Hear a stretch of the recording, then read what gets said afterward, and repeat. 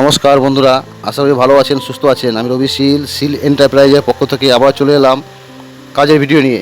COB light connection করে নিলাম ও COB লাইটগুলো পয়েন্ট অনুযায়ী চেক করে নিলাম।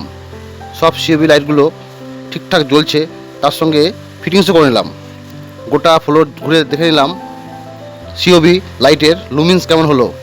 বন্ধুরা, এখন এই ফ্লোরের সিওবি লাইট ফিটিংস করা কমপ্লিট হলো।